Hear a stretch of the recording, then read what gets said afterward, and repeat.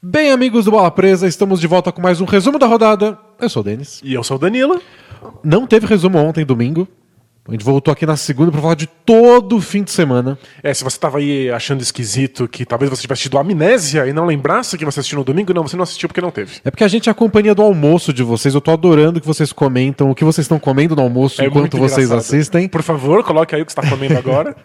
E domingo é dia de almoçar com a família, juntar todo mundo. Você não vai assistir enquanto come com a família. Porém, você não deveria estar comendo com a família, porque a gente tá passando por uma pandemia. Isso, não coma com a sua família. Mas era a nossa desculpa. Em respeito à família, não teve... Só que aqui a gente tem um dilema, que é de que jogos a gente fala, porque não dá pra falar dos 8. Isso. Senão fica grande demais, eu perco a cabeça. Lembrando que a gente separa jogadas pra comentar cada jogo, a gente quer fazer aqui comentários táticos, não vamos fazer de 8 partidas. E aí, conversando sobre que jogos a gente deveria comentar, que jogos a gente não deveria, sem perceber, a gente escolheu os 4 do Oeste e ignorou os 4 do Leste. Aconteceu, calhou de ser assim. Porque tivemos varridas no Leste, então o Celtics fechou contra os Sixers, o Toronto fechou contra o Nets, 4-0, não teve tanta novidade pra gente comentar assim, tirando o fato de que o Raptors teve 100 pontos dos seus reservas, num jogo onde eles fizeram 150. É isso, esse é meu comentário sobre o jogo, é surreal esse marca número. Histórica, né? E teve o 3-0 do Heat sobre o Pacers. É isso, que mostra que o Pacers deitou. Não tem mais o que fazer. E o Bucks também atropelou de novo o Magic. Vai fechar a série. Vai fechar rapidinho. Eles devem estar só olhando as outras séries e falando, putz, a gente devia ter resolvido isso logo. Também tá todo mundo resolvendo logo. A gente perdeu aquele primeiro joguinho, mas desde então tá bem fácil.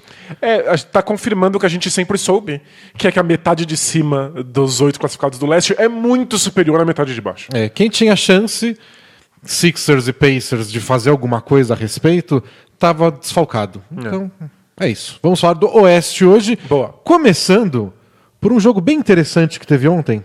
Que teve prorrogação, virada, bola de 3 no último segundo, umas coisinhas assim que a gente aprecia de vez em quando. Um jogo simples, assim, comum para aquecer nossos corações. Então, o Dallas Mavericks venceu o Los Angeles Clippers na prorrogação, com arremesso de último segundo do Luka Doncic, que foi a coisa mais sensacional. Me contive muito pra não acordar minha filha. Eu só pulei assim, em silêncio. É dessas coisas que fazem basquete valer a pena, que a gente lembra porque que a gente se dedica a esse esporte, e que fez a bolha e todo o trabalho da bolha valer a pena. Foi esse momento foi espetacular. E a série tá 2-2 agora. Então, era um momento crítico. O Mavs precisava vencer esse jogo para ter alguma chance na série. E vir dessa maneira, a história perfeita, vai virar filme da Sessão da Tarde, com o Bruno de Luca. Esse é o Bruno de Luca, no papel de Luka Doncic. Exato. Os dois são meio cheinhos. Né? Cabe bem. Funciona. Só pintar o cabelo do Bruno de Luca. Mas, bom, a história completa é... Bom, o Luka tem 21 anos só. Segunda temporada dele na NBA. Primeira vez que ele está nos playoffs. Claro que já disputou muito playoff na Europa. Nas playoffs da NBA, primeira vez. Primeira série que ele disputa contra um favorito ao título. Veio de uma lesão no tornozelo. Ele só confirmou a presença no jogo minutos antes da partida. Jogou o primeiro quarto inteiro sentindo o tornozelo. Caiu depois de fazer uma bandeja e voltou com dor na Precisou cara. esquentar. Porzingis não jogou com dores no joelho. O Mavs chegou a ficar atrás 21 pontos. O Clippers tem provavelmente 2 dos melhores defensores de toda a NBA. Então é todo esse conjunto de coisas. O Dallas precisando ganhar porque estava 2-1 atrás na série. E o último arremesso ele precisava fazer. Não é que o jogo estava empatado e ia para a segunda prorrogação. O Dallas estava atrás. Então você junta tudo isso. É o cenário perfeito para ser um arremesso épico. Nossa, tem caras, sim, que estão no Hall da Fama da NBA, que passam uma carreira inteira vitoriosa e não tem um momento ou um jogo como esse. Não é só que o Doncic acertou esse arremesso. É que ele teve a oportunidade de chegar no final do jogo com a possibilidade de dar esse arremesso. Isso já foi fora de série. Esse jogo acontecer nessas circunstâncias, com essa lesão, sem o Porzingis, sendo o Clippers, já era um encontro perfeito de astros. E calhou do Doncic só ser espetacular. E aí, não só ele deu o arremesso, como ele converteu. E esse é daquelas coisas que se termina e fala o Doncic é espetacular. E todo mundo fala, mas você já não sabia? Sabia, mas hoje... tudo que ele fez ontem, ele já fez antes. Mas mesmo assim, nunca foi nesse jeito, desse cenário. Nossa, foi o grande momento dos playoffs até agora. E vai ser difícil superar, embora a gente sempre torça que tenha grandes momentos todo dia. É isso. Né? Quando o Lillard existe no mundo, grandes momentos acontecem. Mas esse já tá no panteão. Isso, é um dos grandes momentos da história dos playoffs. É que, de novo, vai acontecer várias vezes ao longo dos playoffs. Mas, de novo, é um daqueles momentos que a gente bate o olho e fala que pena que não tem torcida. Pois é. Porque é um mando do Dallas esse jogo. Teria sido em casa, teria pegado fogo, né? Imagina se fosse o mesmo cenário, que o mundo ia ser diferente, a gente não sabe se ia acontecer igual. Mas imagina o mesmo cenário, só que com a torcida inteira do Dallas de fundo. Teria sido um absurdo. Quantas cenas espetaculares não ia ter. Mas de qualquer forma, fez a bolha valer a pena, foi um jogaço.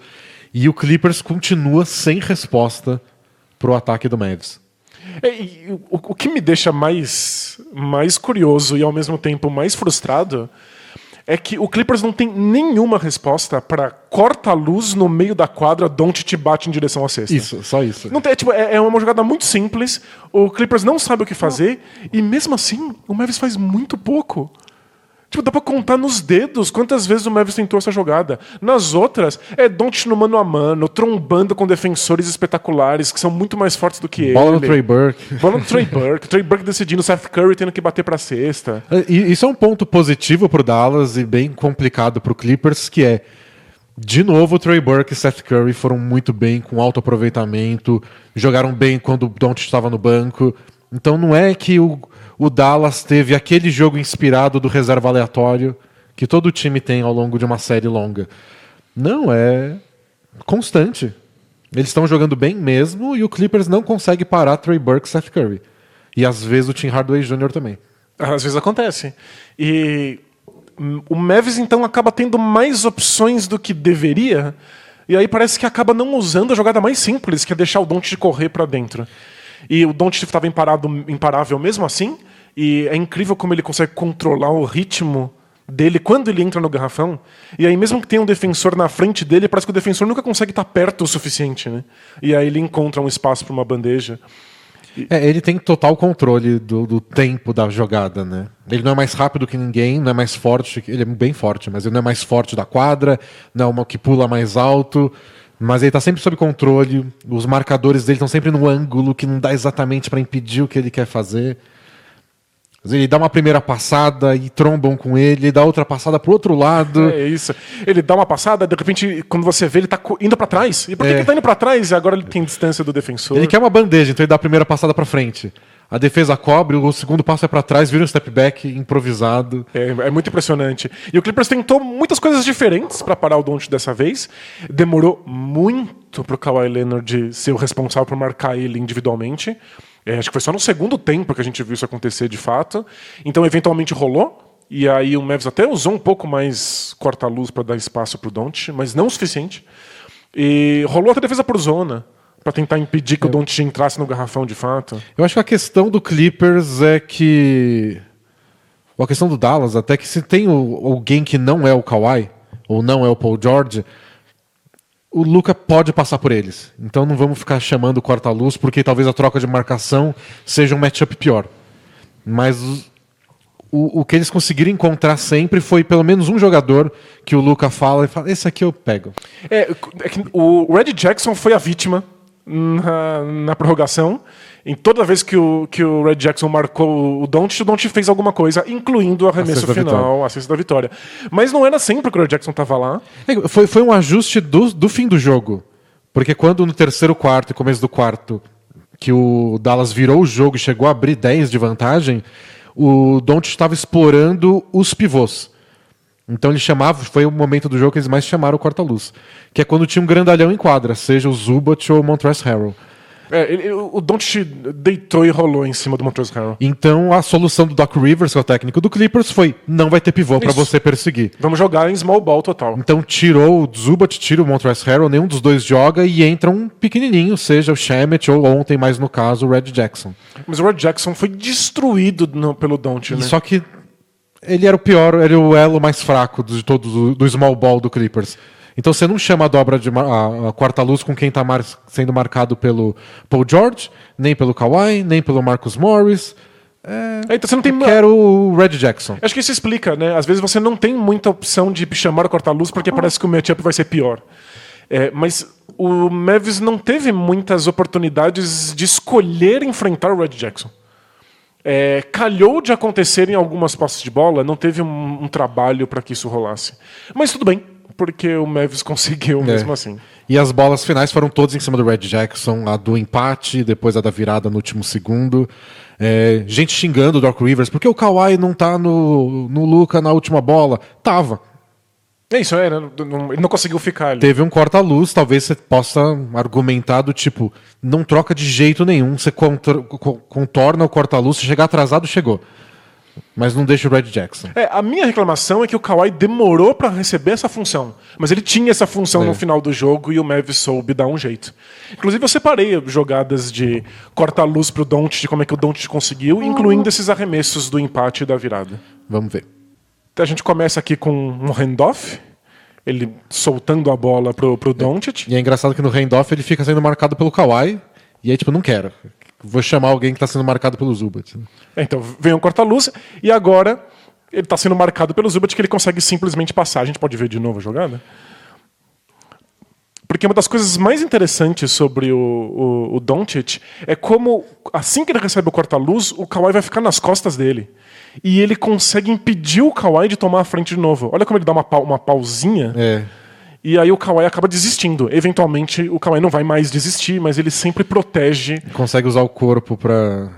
O pessoal chama de fazer a cobra. Snake the pick and roll. Então você vai só... fazendo um Szinho, contornando, como se fosse uma copa, para deixar o cara sempre nas suas costas. E aqui ele vai receber um corta-luz do Boban e vai ficar cara a cara com o Montrezl Harrell, que ele não precisa ir para a cesta. O Montrezl Harrell faz o drop, então ele vai na direção do aro para impedir uma bandeja, e aí o Doncic faz esse teardrop. E você viu que floater. Com o Zubat ele deu a passada longa e fez a bandeja do lado mesmo do aro. Aqui ele dá a passada curtinha e vai para trás. E faz um Eurostep, né? Ele faz um 1-2 com a perninha para ganhar tempo. Você só descobre o que ele vai fazer no segundo passo. Se ele vai dar um impulso para frente, para trás, para o lado. É bem difícil de marcar. E aqui de novo um corta-luz do Boban. Olha como ele impede que o Kawhi... quase faz a falta, né? É bem legal, que ele deixa a bunda no... ele parou, ele não tá avançando pra cesta. Ele tá esperando o Montrezl Harrell ir em direção ao aro pra ele ter espaço, e aí ele impede que o Kawhi consiga tomar a frente de novo. E muito defensor faz falta nessas situações. É que o Kawhi conseguiu... E aí o Boban recebe embaixo da cesta, que é onde ele é imparável. Ele foi imparável em outros lugares da quadra também. Aqui de novo, só que agora sendo marcado pelo Lou Williams, que é o que ele quer da vida, o Luka Doncic. Mas é a mesma situação, olha como ele impede que o Lou Williams tome a frente e ele simplesmente contorna o Montrezl Harrell pra fazer a bandeja. E tudo em câmera lenta. É tudo muito lento mesmo. E aí agora o Red Jackson apanhando. E aqui é mano a mano, e aqui, vamos pausar aqui? Nós vemos aqui perto da zona morta o senhor Paul George, que disse que está tendo uma péssima série ofensiva, mas que não tem problema, porque ele tem muito orgulho da defesa dele, que ele é muito mais do que um pontuador. Vejam como ele deveria ter fechado o caminho para a cesta no instante em que o Doncic trava o pé. Quando o Doncic travou o pé, ele tem que pular e passar ou dar um giro. Então o Paul George teria que estar ali para impedir essa bandeja. E ele estava marcando o Dorian Finney-Smith, que... Não é o grande arremessador. O Finney-Smith está na quadra, ele sabe arremessar. Mas ele está na quadra nesse momento porque ele é o marcador do Kawhi Leonard. Isso, eles sabem que vai ter mais uma posse de bola. Né? Inclusive, a transmissão gringa com o Jeff Van Gundy questionou isso. Se fazia sentido o Smith estar na quadra nesse momento. Você quer garantir a cesta ou você já está pensando na próxima posse? Né? E a defesa continua uma porcaria. O Jeff Van Gundy também questionou antes da última posse de bola do Clippers. Você dobra no Kawhi pra tirar a bola da mão dele ou você fica nos arremessadores pra não tomar virada de nenhum jeito? E aí o Kawhi infiltrou, tocou pro Marcus Morris, ele virou o jogo e o Jeff Van Gundy falou: não fez nenhuma coisa nem outra. Tinha duas escolhas possíveis, você não fez nenhuma. Você não dobrou no Kawhi e deixou um arremessador livre e tomou a virada. Então a defesa é muito ruim. Mas o Dallas dá jeito.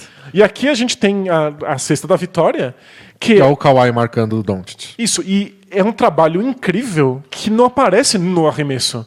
Porque o Doncic receber esse passe já é um milagre. Tem que fazer muita coisa pra bola chegar nele. O Kawhi continua nele aqui. Então veja como chega o corta-luz do Kleber. E veja como o Seth Curry teve que passar correndo como se ele fosse receber a bola, já que ele é um grande arremessador, para levar o Paul George na direção oposta do Doncic. Você deixa o Paul George anulado. O Paul George não tá participando da jogada. e nem o Marcus Morris, porque os dois estão marcando bons arremessadores que não podem ficar livres. E que se movimentaram sem a bola para que isso acontecesse. É. E agora vem o corta-luz pro Doncic poder ficar livre. E agora aconteceu a troca. E veja como o corta-luz mira o Kawhi. A intenção é que o Kawhi não possa lutar contra o corta-luz e chegar no Doncic. E o Doncic até recebe mais longe a bola por causa disso, aproveitando de que tem 3 segundos. Isso. Se fosse com 1 segundo, talvez ele tivesse que receber mais perto, não tivesse esse espaço todo. E aí ele tem um aí o Red mano a Jackson. mano contra o coitado do Red Jackson. E o Doc Rivers falou depois da partida que não, o Red Jackson fez um bom trabalho, tudo. E a prova cabal de como o Doc Rivers é o mestre de dar o tapinha nas costas e ser o amigo dos jogadores. Isso. Porque não é possível que alguém elogie o Red Jackson. Ele foi destruído pelo Luka ao longo do jogo inteiro. Todas as bolas que teve o Red Jackson na frente dele, o Luka atacou e o que? 90% virou cesta. Mas foi bem legal essa última jogada. A única coisa que também questionaram na transmissão era se o Shamet não deveria estar marcando o Doncic. Tipo, ignora o cara que tá batendo o lateral, que é o Finney-Smith, e fica só marcando o Doncic, tipo, vai ser uma dobra de marcação, você não vai receber a bola sozinho. A gente conhece essas duas opções. Ou você marca a saída de bola para tentar atrapalhar o passe, ou você marca o jogador que você não quer que receba. A gente viu aí um meio termo que eu nunca tinha visto antes, que é um defensor que ficou de costas. Ele ficou a maior parte do tempo de costas para saber onde o Doncic estava, e quando ele viu que o Doncic estava marcado, ele virou para tentar parar o passe. E tipo, um risco aqui é você não ver pra onde tá virado o cara do lateral, então você não sabe exatamente pra onde marcar, e talvez o cara jogar a bola nas suas costas. Mas se o Dorian Finney-Smith joga a bola nas suas costas pra ele mesmo resolver... É o melhor cenário possível pra defesa do Clippers, né? Mas é um corta-luz muito, muito bem feito, mas muito simples de fazer pra impedir que o Kawhi esteja ali. Então não é decisão do Clippers se o Kawhi não esteja defendendo essa bola, é mérito do Mavs que conseguiu fazer a jogada certa. E no ataque eu achei que o Clippers teve seus momentos, teve as horas onde a gente falou, esse é o ataque do Clippers que não dá pra parar, mas a virada, desde que eles abriram 21 até o fim do terceiro quarto, foi aquela coisa apática que a gente implica desde a temporada regular, do tipo, vocês têm muita arma ofensiva e vocês não estão usando, vocês não estão fazendo jogada, não estão chamando corta-luz, vocês não estão botando o Lou Williams pra cavar lance livre atrás de outro, embora ontem ele tenha jogado ele jogou muito bem e eu acho que o Clippers às vezes se atrapalha com quão fácil é pontuar no Mavs. O Lou Williams simplesmente batia pra dentro. Ele fazia infiltrações e ele conseguia bandejas. Mas nesses momentos eu até achei melhor que ele estava sendo agressivo. Às vezes era só um bate-bola, não acontece nada. É porque esse é o problema. O Lou Williams não precisa de uma jogada, ele só infiltra. Nas vezes em que ele não consegue infiltrar, nas vezes em que não tem espaço pra isso, o Clippers não tem uma jogada pra fazer. Então a gente viu muitas vezes jogadas de mano a mano em que o Lou Williams, ou o Kawhi, ou o Paul George simplesmente arremessaram por cima do defensor. E você não precisa fazer isso com jogadores desse nível, né? E o Paul George não acerta um arremesso. Isso pra salvar a vida dele. Ele errou uma bandeja na prorrogação. É só meio triste. Ele tinha acabado de fazer uma cesta, foi tipo o terceiro arremesso certo dele em 13 tentativas no jogo. E eu falei, será que agora ele tá confiante? Jogada seguinte, ele partiu pra cima do Luka, driblou ele, tinha bandeja sem marcação, sem cobertura, sem nada, e errou a bandeja. Então, Paul George, pelo segundo ano seguido, tendo atuações lamentáveis nos playoffs. Ele que se auto-apelidou Playoff P, que era uma versão especial playoffs do Paul George. É bem especial. Mas pra pior. É pior. No terceiro quarto, quando o Mavs teve uma sequência de 16 pontos a 0, o Paul George teve um arremesso livre de 3 pontos, que era pra cortar a sequência. É pra dar um banho de água fria. E ele não acerta. Simplesmente não faz mais sentido. Chegou ao ponto de que o Mavs não tá exatamente marcando, né? CD, espera ele esquentar primeiro, depois eu me importo. Acerta um, e aí depois eu lembro que você existe. Mas foi isso, foi um jogaço, foi um dos melhores jogos da bolha, dos playoffs. E o Dallas continuou mostrando o seu poder de fogo, o Clippers não tem muita resposta, o Dallas não tem muita resposta pro Clippers na defesa também, vai essa troca de fogo dos dois lados, e ontem o Lucas simplesmente conseguiu o último arremesso. E ele converte. Não é o melhor arremessador de 3 pontos do planeta, não tá com aproveitamento altíssimo. O Dallas tinha tido 8 lances pra virar o jogo em segundos finais na temporada inteira, tinha errado os 8, a maioria com o Luka. Mas ontem era hora de entrar pra história. Isso, ontem foi o jogo perfeito. 43 pontos, 17 rebotes, 13 assistências. Um absurdo, um absurdo. E agora vamos ver se o Porzingis volta no próximo jogo, das dores dele, se ele joga bem, e se o Paul George volta, né? Pode ser um bom diferencial. Falta a existência. Mas é engraçado, o Porzingis faz falta, é óbvio. Mas eu tô muito feliz com a versão do Mavis que não tem Porzingis e tem Boban. Eles se viram bem. Nossa, o Boban faz corta-luz muito bem, ganhou alguns rebotes ofensivos, recebeu ali perto da cabeça do garrafão e consegue fazer ganchinhos. E se ele não tá sendo explorado na defesa? Ele é excepcional no ataque. Ele é, em aproveitamento, um dos melhores jogadores da história da NBA ofensivamente. É só conseguir botar a bola na mão dele. Isso. Que jogar com o Luka ajuda bastante. E com o Clippers marcando sempre individual e atacando sempre no mano a mano, o Boban não é tão explorado, nem no ataque nem na defesa. E o Clippers com esse dilema, né? De os melhores momentos defensivos foram com o quinteto mais baixo. Então você pode botar o Boban e ver se você se safa na defesa. Se safa na defesa, o Boban faz corta-luz e pega rebote e enterra no ataque. Perfeito. E o Clippers está querendo usar o Red Jackson porque é a melhor versão ofensiva deles, e aí eles são explorados do outro lado. Então, muito difícil. Mas é uma série aberta. Tá 2-2. Tá 2-2. Melhor de 3 agora. E o Mavis talvez precise de outras atuações históricas para conseguir a virada. Por que não? Mas é possível. É plausível. É possível. Pode sonhar. Quanto menor a série fica, mais chance de zebra tem. Você tem que ganhar 2 jogos de 3, vai saber o que acontece. Vai ser meio estranho e um pouco triste ver esse Clippers que foi montado no desespero, comprometendo todo o futuro da franquia para ser campeão agora, ser eliminado pelo Mavis. Vai ser triste. Eu tô ok. Mas por mim, tudo bem. Que história pro Doncic, pro legado dele. Bom, para continuar a rodada do Oeste e falar de times montados para ganhar agora, o Lakers ganhou mais uma do Blazers, assumiu a frente da série. Dá para respirar um pouco aliviado no sentido de que o Lakers está na frente, sob controle, com 2 vitórias seguidas. Porém, fácil não tá. Definitivamente não. Não foi de novo a surra do jogo 2, que o Portland não conseguia fazer cestas. Dessa vez o Blazers começou melhor, liderou todos os minutos do primeiro tempo. Só no terceiro quarto, no meio do terceiro quarto, que o Lakers conseguiu virar, chegou a abrir uma boa vantagem de 10 pontos mais ou menos. Aí depois o Blazers cortou um pouco e no final o Lakers conseguiu segurar a reação. O Blazers ainda estava lá no quarto período com 10, 8 pontos. Chegou a cair para 8, 6, ficou lá ameaçando, não foi um jogo fácil. E um time dominou o primeiro tempo, outro time dominou o segundo, foi mais disputado do que o jogo 2. Mas pelo menos o Lakers parece mais à vontade, sob controle, não parece só tentando desviar do bombardeio do Blazers igual foi no primeiro jogo. Parecia um time acuado mesmo, né? Um time que não tinha resposta. E mais uma vez o que funcionou para o Lakers, acima de tudo, foi a defesa. No primeiro, números do jogo inteiro. Manda. O Lakers teve 17 turnovers, 8 só do LeBron. Nossa, é muita coisa. Que por algumas vezes passa pelo Gary Trent Jr. como se não fosse nada. Especialmente quando ele tá de costas pra cesta. Mas o que ele tá enchendo o saco? Incomoda, né? Pentelhando. Vai cansando. Aí nos últimos 2 jogos teve falta de ataque do LeBron, só de empurrar. Me dá um centímetro aqui pra eu respirar. O Lakers acertou 10 de 30 bolas de 3. Acertar 10 bolas de 3 é legal, melhor que acertar 5 do jogo 1. Sem dúvida. Mas 33% também não...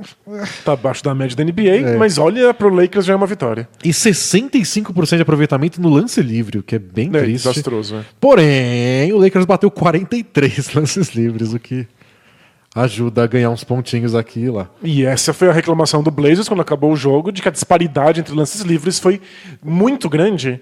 E nesses casos... É muito fácil apontar o dedo para a arbitragem, né? Mas é uma coisa que existe no basquete do mundo inteiro, de seleção, FIBA, NBB. Todo técnico que bate o olho e não vê que está empatado em lance livre, arbitragem! Tá favorecendo um.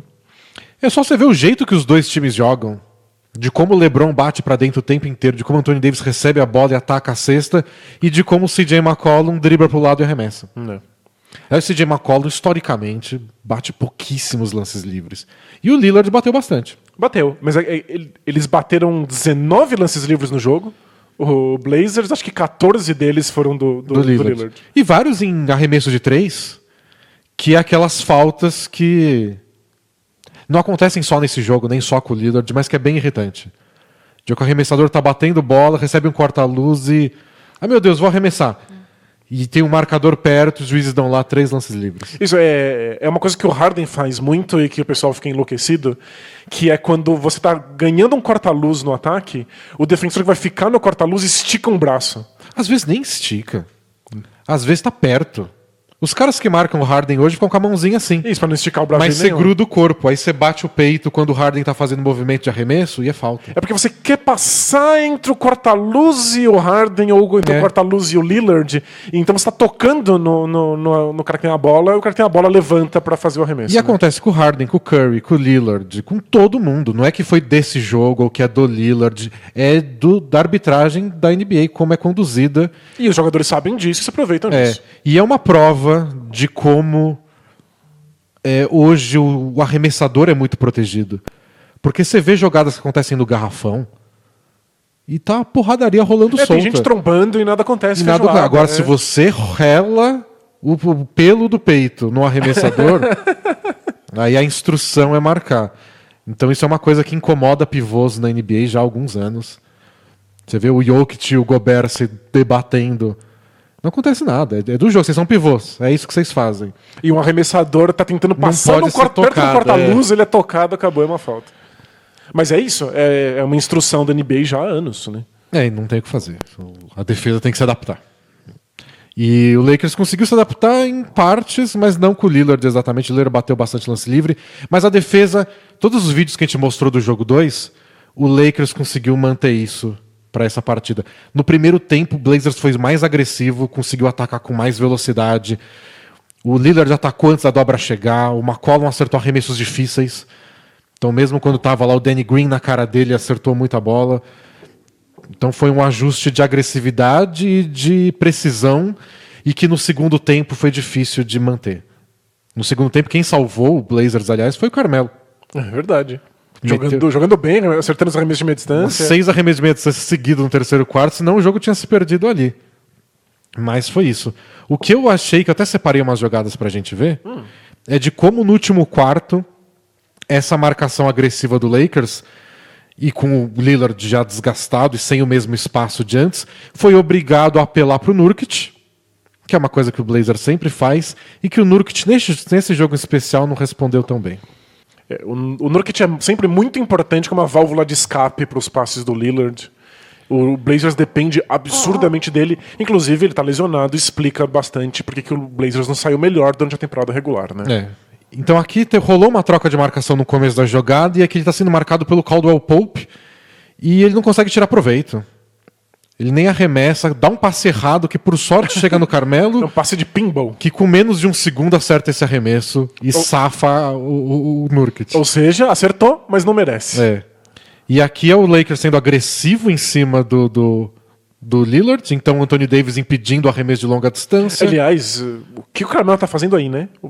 O Carmelo tá aí só pra atrair a marcação do LeBron pra cima do Lillard também. Então tem o LeBron aqui, o Danny Green contornando o corta-luz, o Anthony Davis chegou na cobertura. O Lillard acha o Nurkic livre e toma o toco. Nossa. É que o Magui, ele camufla, né? A gente esquece que ele tem os braços mais longos do planeta. E aqui o Nurkic de novo faz o handoff com o CJ McCollum. O Dwight Howard não dá espaço, porque o McCollum estava quente no jogo. Consegue impedir a infiltração do McCollum, que é uma boa jogada do Dwight Howard, enquanto a marcação do J.R. Smith volta, mas deixa o Nurkic livre. E com o placar em 5.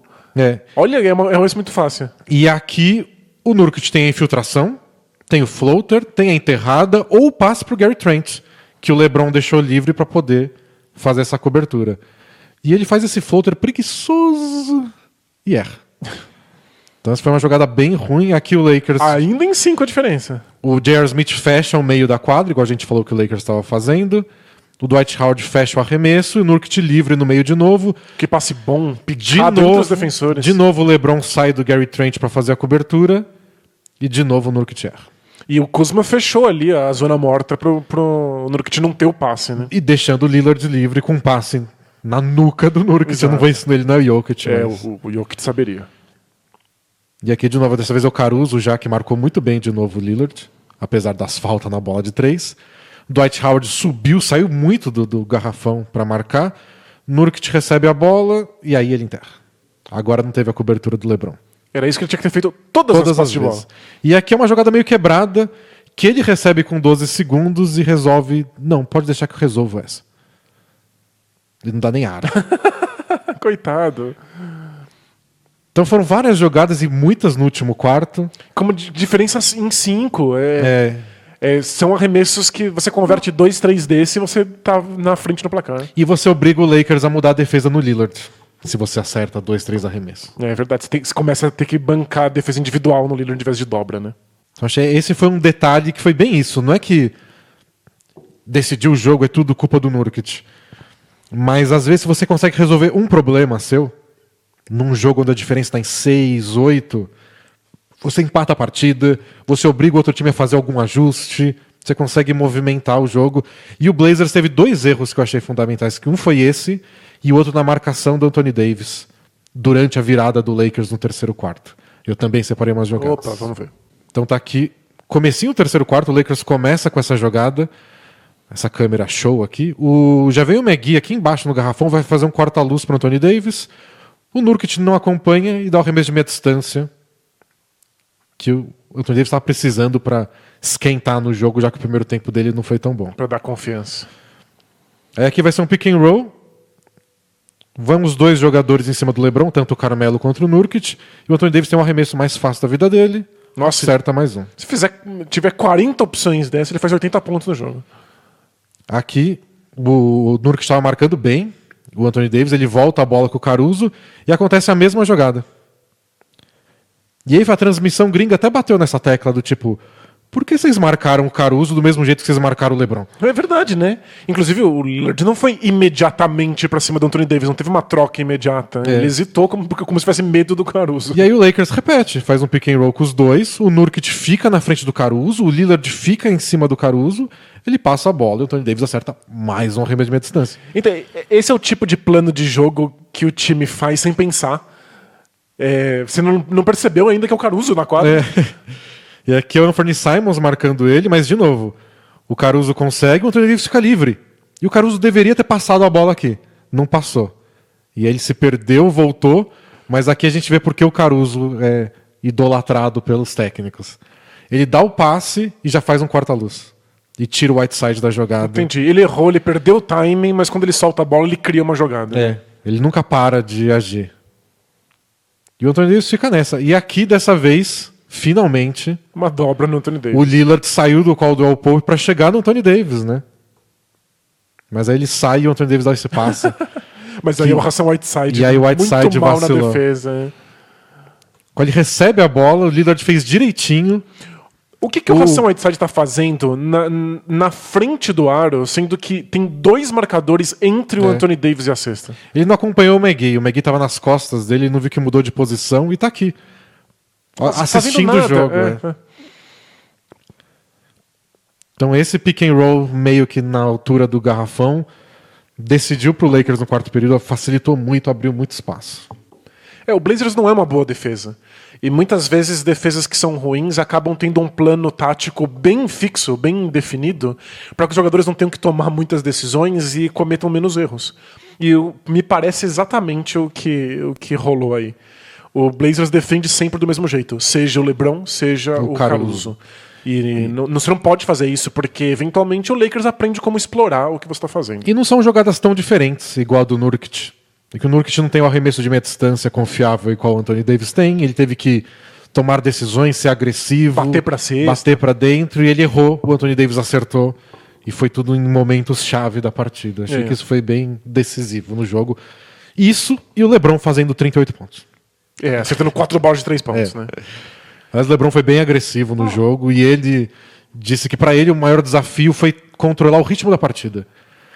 Quando puxar contra-ataque, quando esperar e ficar nesse joguinho de pick and roll, e achei que ele fez isso muito bem. E agora vamos ver se o Blazers responde, como o Lillard se adapta a essa defesa, se eles vão mais preparados, com jogadinhas prontas, tipo Nurkic, quando você receber a bola nessa posição, faz isso. Não dá pro Blazers ter chance com o Nurkic fazendo 10 pontos no jogo. Infelizmente não rola. E a adaptação deles com Whiteside e Nurkic juntos desde o começo do jogo, os dois como titulares, eu acho legal, porque muitas vezes o Nurkic tem que sair do garrafão nessas jogadas que a gente viu, e o LeBron não tem infiltração fácil porque o Whiteside está na cobertura. O que o Whiteside precisa fazer é ficar atento. É ser um defensor melhor. Seja melhor em relação ao Whiteside. E é isso, vamos ver se o Lakers continua dominando, se o Blazers tem resposta. E é legal que o Nurkic e o Whiteside só podem jogar juntos contra o Lakers, né? O time que dá essa chance. Não é um matchup que vai existir em nenhuma outra série dos playoffs se o Blazers passar. Próximo jogo, o seu Houston Rockets, amado e idolatrado, tinha faca e o queijo na mão. Vou usar essa expressão que eu adoro. Para abrir 3-0 na série. Foi difícil, o jogo foi bem mais apertado que os outros. E na prorrogação, o Thunder se safou. Chris Paul pegou fogo na prorrogação, enquanto Harden estava no banco, eliminado com suas faltas, e conseguiu vencer, diminuiu a diferença. 2-1 agora a série pro Rockets. Boa. O Rockets tinha tudo para ter vencido esse jogo, deu tudo errado, chegou na prorrogação derreteu e o Thunder saiu com tranquilidade. Eu já aviso aqui que, como bom torcedor do Rockets, me empolguei. A gente vai ter um monte de jogadas para analisar aqui. Então são vários fatores que eu acho que levaram o Rockets à derrota e permitiram que o Thunder saísse vencedor dessa. Mas tem um número que eu acho que conta a história desse jogo melhor que nenhum outro, e aí eu quero abrir com ele. Eu trouxe a listinha aqui de quais são os jogos com mais arremessos de 3 tentados da história dos playoffs. Ok? Vamos lá. Primeiro colocado é o jogo 2 dessa série, em que o Rockets arremessou 56 bolas de 3. O segundo colocado é o jogo 1 dessa série, em que o Rockets arremessou 52 bolas de 3. E agora, o quarto colocado é esse jogo. Nossa, é zero pudor, 3, né? Em que o Rockets arremessou 50 bolas de 3. Então, o Rockets arremessa muitas bolas de 3 pontos. Porém, no jogo 2... A galera que odeia a bola de 3 fica maluca. Fica indignado. No jogo 2, em que o Rockets arremessou o maior número de bolas de 3 pontos da história dos playoffs, que foram 56, 47 dessas 56 bolas foram completamente livres. Tinha um defensor do Thunder a 2 passos de distância ou mais do arremessador. Dá pra acreditar numa coisa dessa? É surreal. É surreal. Não é só que o Rockets arremessa muitas bolas de 3, é que elas são arremessadas livres. Meio que você deveria ter arremessado mesmo. Claro, é um arremesso você arremessou bom. só porque você arremessou. E o Rockets acertou 35% delas. O que é bom. Tá na média da NBA, deveria ser muito melhor porque são arremessos livres, mas enfim. Passando agora para o jogo em que o Rockets perdeu, quando acabou o terceiro quarto, o Rockets tinha tido 18 arremessos de 3 pontos livres. Então, é um bom número, mas bem abaixo. É bem abaixo do... Quantos arremessos desses o Rockets tinha aproveitado? 2. Foram 2 arremessos convertidos em 18 arremessos livres tentados. Então, o Thunder conseguiu estar mais presente nos arremessos para contestar, e mesmo quando não estava, o Rockets não acertou. Exato. Então, o jogo ficou mais apertado porque o Rockets estava convertendo menos arremessos de 3 e tentando menos arremessos de 3 pontos, especialmente livres. Mas era só acertar alguns e a diferença já estaria fora do controle. Mas não conseguiu acertar. E, infelizmente, não que eu não ache o Thunder espetacular, eu inclusive achava que o Thunder era favorito nessa série para mim. Mas o grande mérito do Rockets não ter convertido esses arremessos foi... Não dá pra cair sempre. Não caiu. Acontece de às vezes mas não vai entrar. cair sempre mesmo. O Rockets sabe disso. E faz parte do plano. Tem experiências traumáticas com isso até. Eu não gostaria de não falar sobre isso.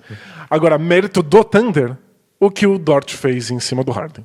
Aí é uma marcação espetacular, é bem feita, vai contra tudo aquilo que o Rockets se acostumou a enfrentar, especialmente nos playoffs, que é corta a luz e aí troca o marcador para não dar espaço para o Harden arremessar. O Dort não faz isso. O Dort luta contra o corta-luz, ele caça o Harden e o Harden mesmo assim não tem espaço para o arremesso. Você escolhe. Eu separei jogadas do Rockets errando arremessos livres e as jogadas do Dort marcando o Harden. Vamos ver os dois. Vamos lá. A gente começa com os arremessos. Aqui a gente já começa com uma jogada em movimento, que é o Rockets rodando a bola com o PJ Tucker cortando para a cesta. E a NBA tem esses dados dos arremessos sem marcação, que é contado, eles têm as câmeras que medem a movimentação dos jogadores e veem onde o marcador mais próximo estava na hora do arremesso. Então, mesmo que o Darius Bazley venha aqui voando, quando o Austin Rivers solta o arremesso, o marcador está tipo 2 metros de distância. Então, vamos ver essa jogada de novo, que é muito legal. A gente já começa com a jogada rolando, mas é o PJ Tucker saindo do perímetro e batendo para a cesta, e o Thunder tá marcando uma zoninha e não faz a menor ideia de que o PJ Tucker tá passando pelas costas. É o famoso paredão que fazem contra o Antetokounmpo, né? Então tem o marcador do Antetokounmpo, no caso, o marcador do Harden aqui, e 2 jogadores do tipo... Você não pode passar nem pela direita nem pela esquerda. E nesse segundo, tanto o PJ Tucker quanto o Austin Rivers estão cortando pra cesta. Eles estão lá querendo dar uma bitoca. E o Austin Rivers desiste. Né? Ele desiste. O PJ Tucker... Ele grita a linha e ele vai primeiro. O PJ Tucker tem a possibilidade de uma bandeja, mas o Noel tá em cima, então eles rodam a bola pra esse arremesso livre que o Austin Rivers não converte. Uma boa cobertura do New Orleans Noel. Foi bom, né? Que nem sempre toma grandes decisões em quadro. Aqui a gente tem o Eric Gordon comandando a jogada, porque o Harden tá aqui marcado pelo Dort de perto. Olha que arremesso fácil pro PJ Tucker. Nada feito. E a gente tá na prorrogação, com o jogo empatado. Vários times fazem isso com os pivôs do Rockets, Jeff Green e o PJ Tucker, que é do tipo, é a nossa escolha, vocês vão arremessar e aconteça o que acontecer. E o Dort ainda podia ter matado o jogo. E o Dort ainda... O Dort conseguiu chegar, O Dort é espetacular. E aqui, Eric Gordon infiltrando, passando pra zona morta de novo. Olha a outra bola do Austin Rivers na prorrogação. Completamente livre. É tipo duas que cai já muda a partida inteira. Né? Vamos ver a defesa do Dort? Vamos. Então, temos aqui Dort já com suas mãozinhas abertas na frente do Harden. E aqui, um corta-luz do Daniel House. Pra tentar o Harden ser marcado pelo Shai Gilgeous-Alexander. Isso. Olha como o Dort passa por baixo. O que é um risco. O que é um risco porque o Harden poderia ter parado e arremessado. E é uma bola de 3 do Daniel House, mas é melhor do que uma bola de 3 do James Harden. Mas é legal como ele é rápido. Ele passa por baixo, mas ele é bem... Aqui, ele passou por baixo de novo, mas ele dá um passo e já tá colado no Harden. E aí o Harden tem que dar um arremesso contestado que deu quase uma airball. Aqui de novo, o Jeff Green vai tentar o corta-luz, mas como o Dort não tem medo do corta-luz, como ele está enfrentando o corta-luz, ele não tem que fazer a troca. O Harden deu o arremesso antes do corta-luz para ver se pega de surpresa. Né? Só que o Dort tava lá. O Dort, porque o que os defensores costumam fazer nessa circunstância é que quando você já sente o corta-luz, você já começa a fazer a troca. O Dort não, ele vai lutar contra o corta-luz, ele já sabe disso. Então ele não precisa trocar com ninguém, ele tá perto o suficiente para contestar esse arremesso. E o Thunder cede esses arremessos numa boa também. Harden é capaz de acertar daí, mas não tem muito o que fazer.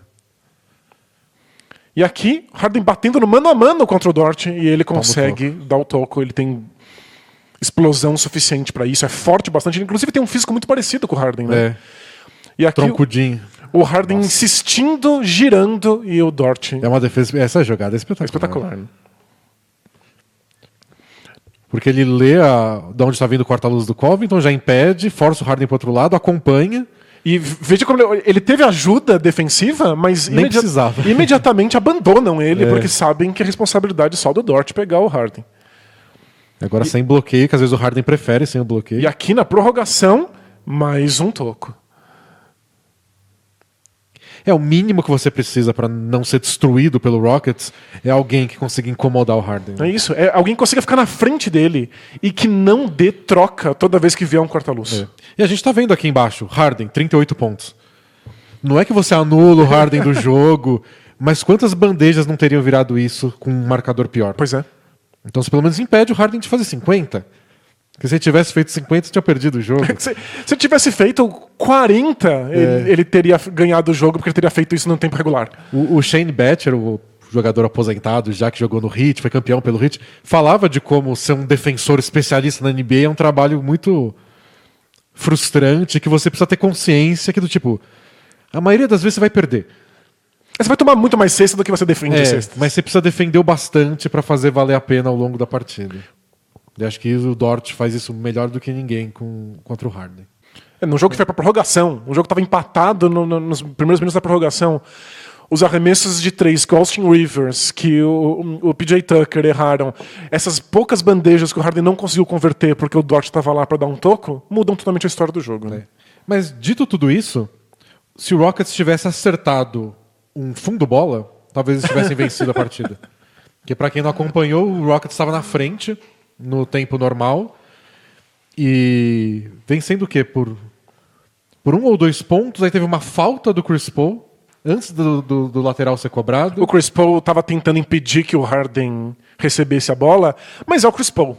Então ele tem sempre as segundas intenções, elas são sempre horríveis. Então ele estava tão grudado no Harden que ele ficou esperando que o Harden tentasse comprar algum espaço e ele pudesse cair no chão. Quando o Chris Paul caiu no chão, o Harden caiu junto e aí marcaram falta do Chris Paul. E aí teve um lance livre pro Rockets e bola do Rockets ainda. E aí o Rockets foi bater o lateral de novo e jogou a bola para fora.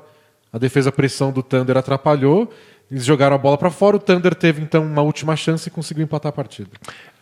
Eu não estou inteiramente convencido, assim como a transmissão gringa também não ficou convencida, de que o Steve Adams não tocou na bola porque ele estava marcando o fundo bola e não tinha ângulo possível para a gente ter certeza que ele não relou.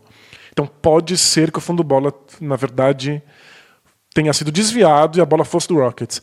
Mas, erros de arbitragem à parte, excelente trabalho do Thunder de pressionar essas saídas. O Rockets estava acuado, assustadíssimo no final do jogo, porque não conseguia ter espaço simplesmente para cobrar um lateral. E assim, por melhor que a defesa seja, não conseguir cobrar um lateral, eu sempre vou pôr mais culpa no ataque do que mérito na defesa. Tem que ter jogadas desenhadas para isso. É uma coisa que é muito difícil de marcar. E os times têm jogadas preparadas, treinam isso. Porque muitas vezes é isso, você ganha o jogo só de conseguir botar a bola na quadra. Você só quer segurar a bola e sofrer uma falta. Sofrer a falta, bater os lances livres e pronto, vai pra casa. E era isso, o Rockets tinha 24 segundos no cronômetro e o jogo tinha mais 24 segundos sobrando. Era necessário que o Thunder fizesse uma falta. Era pra ganhar o jogo. Apesar de tudo, era só o Rockets acertado isso aí, que talvez a gente estivesse aqui comentando de um 3-0. Mais difícil, mais apertado, com algumas respostas do Thunder, mas ainda assim um 3-0. E agora não, 2-1. Vai saber o que acontece no próximo jogo. Pois é, o Thunder tá vivo. É perigoso pro Rockets porque tem as bolas de 3 que não caem. Às vezes a série de repente tá 2-2. O Chris Paul ganhou confiança porque ele acertou tudo na prorrogação. Incluindo umas bolas de 3 bem difíceis que ele não estava acertando. O Chris Paul é o líder de pontos da NBA em quarto período, prorrogação e no clutch time, nos 5 minutos finais de jogos decididos por poucos pontos.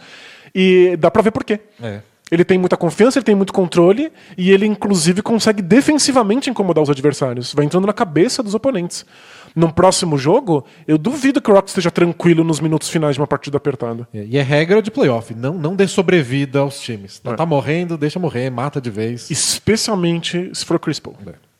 Último jogo, Denver Nuggets e Utah Jazz. O Jazz ganhou mais uma. São 3 vitórias seguidas já do Jazz. Abriu 3-1 na série na noite aqui desse domingo. E o Nuggets está bem irritado porque foram 2 jogos bem apáticos e nesse eles chegaram com intensidade, com vontade, físicos, trombando, falando alto, tipo, agora é nosso momento, e perderam mesmo assim.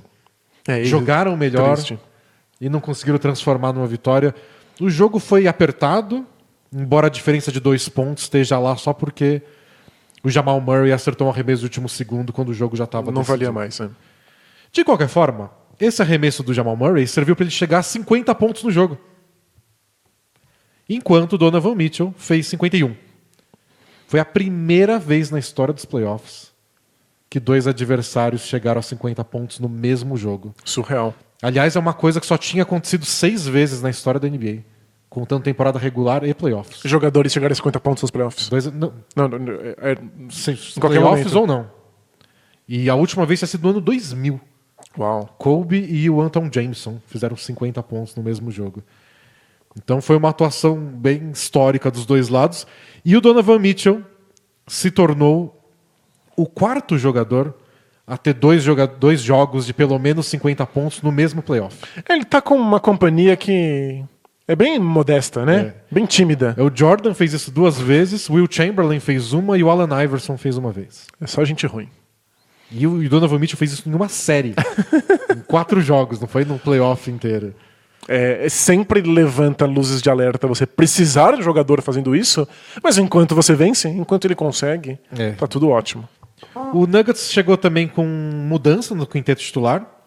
O Monte Morris e o Jeremy Grant entraram no lugar do Torrey Craig e do Michael Porter Jr., que a gente mostrou no último resumo.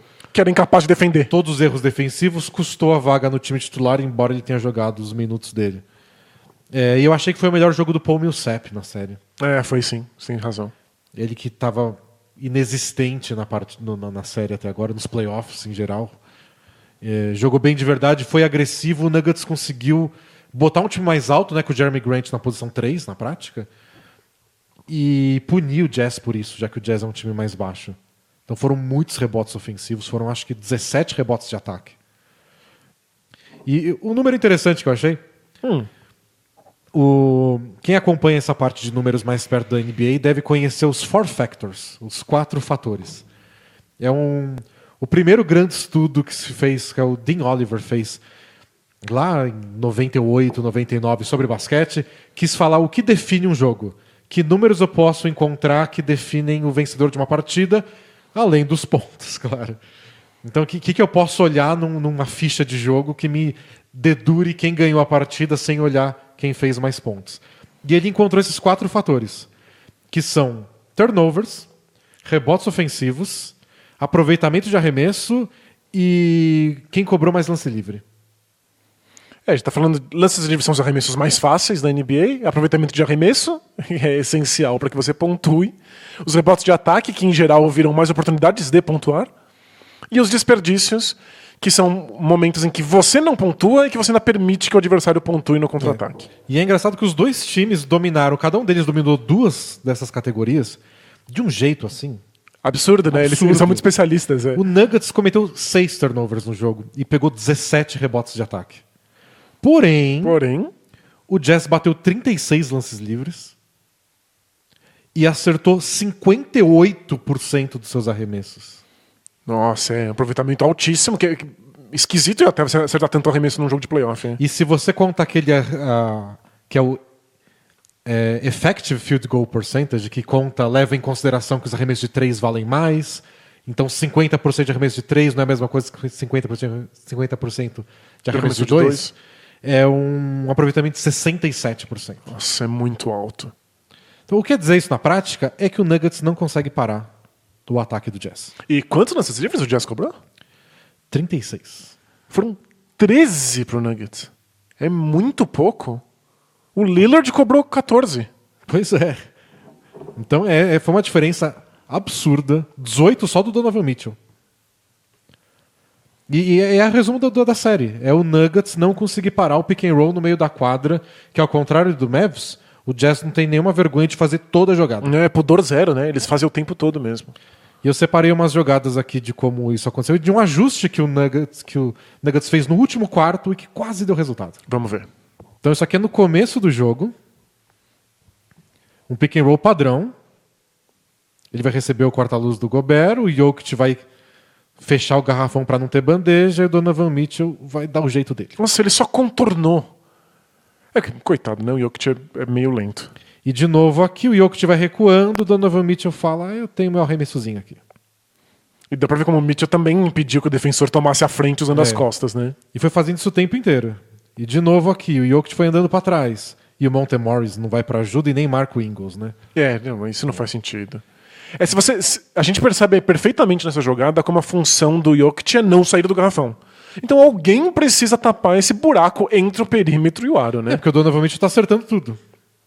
E aí o que eles fizeram foi botar o Paul Millsap marcando o Gobert e deixar o Jokic marcando o Royce O'Neal.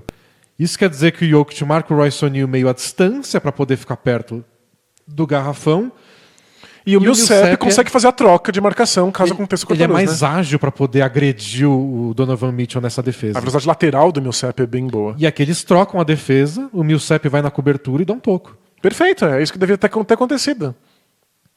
E ele deu uma olhada depois no Donovan Mitchell que ele vai pagar por isso. Mas aqui, essa foi até antes, foi até no começo do quarto, na ordem inversa. Ele de novo trocou, não deixou o Donovan Mitchell infiltrar e deu outro toco. Maravilha. É que o problema dessa defesa tá funcionando muito bem contra o Donovan Mitchell. É que você tira o Jokic dentro do garrafão. Esse era o grande medo do Nuggets ao longo de toda a temporada. Eles conseguiram desenhar um esquema em que o Jokic pudesse ser útil defensivamente no garrafão. E agora você tá jogando tudo isso na privada. Mas se é só o Donovan Mitchell fazendo 50 pontos, você não quer manter o seu plano tático, né? Você quer que ele não pontue. E não deu certo sempre. Nessa jogada aqui, o Donovan Mitchell não vai pro lado do Millsap, mesmo depois da troca. Ele pega aqui essa confusãozinha que estava se formando entre o Grant e o Gobert. Então tá rolando a troca, mas o Gobert tá bem posicionado, consegue fazer um bloqueio. Aí ele tem um caminho pra cesta. E o Jokic estava muito longe para poder contestar. E teve essa jogada que foi logo depois do toco, que o Donovan Mitchell falou, quer saber? Você ficou me olhando, e trash talk, etc. Eu não vou nem infiltrar. E não tem nem corta-luz. Nem tem corta-luz. É mano a mano mesmo. E aí... Mas aí é aquele ponto em que o jogador tá quente, fervendo, já fez um quadrilhão de pontos. Você não pode deixar o Donovan Mitchell chegar nesse momento, né? E eu achei legal porque do outro lado, com o Jamal Murray pegando fogo, o Jazz fez a mesma coisa. Então, ó quem tá marcando o Jokic, é o Ingles. E o Gobert tá aqui marcando o Jeremy Grant bem à distância.